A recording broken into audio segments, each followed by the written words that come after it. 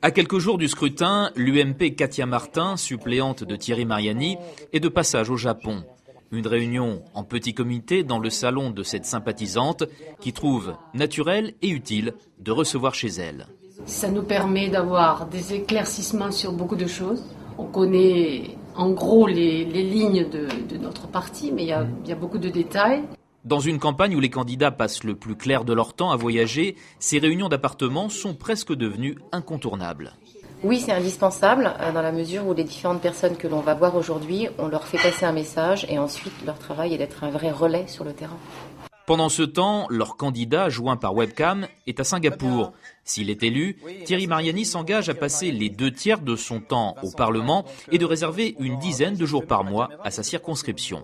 Si on élit des députés, c'est pas pour participer à toutes les cérémonies du Beaujolais nouveau dans les ambassades, c'est avant tout pour défendre les Français dans là où est leur mission, c'est-à-dire défendre les Français à l'Assemblée nationale.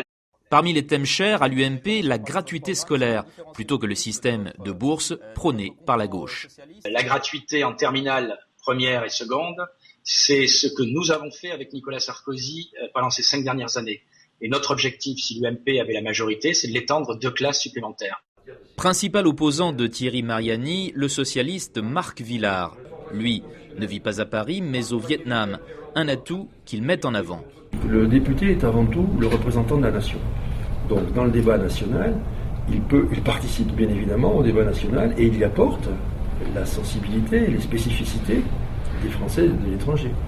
Et là, étant expatrié moi-même depuis 30 ans, ce sont des problèmes que je connais parfaitement, non pas parce qu'on me les a rapportés, mais parce que je les vis et que je les partage au quotidien.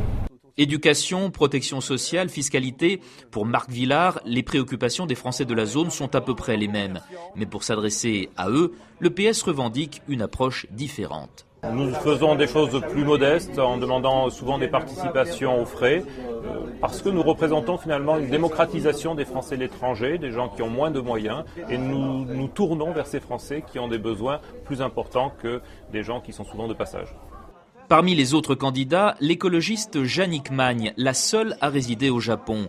La catastrophe nucléaire de Fukushima l'a touchée de près et reste sa principale préoccupation.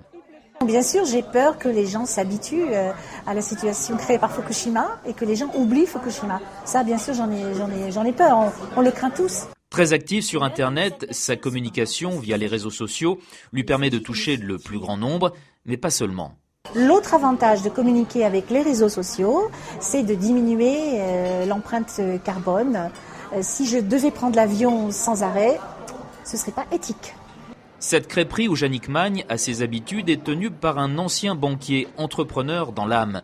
Le débat sur les expatriés, parfois assimilés à des exilés fiscaux, l'agace. Pour lui, vivre au Japon est un choix, la fiscalité n'est que secondaire. Ça fait 15 ans que je suis là, je paie des impôts au Japon, j'ai fait ma vie au Japon, la France, je pense que je dirais que je suis un peu déconnecté de la vie en France et je ne crois pas qu'il y ait de raison que je paie des impôts en France. Déconnecté peut-être, mais bien décidé à aller voter pour celui ou celle qui défendra ses intérêts.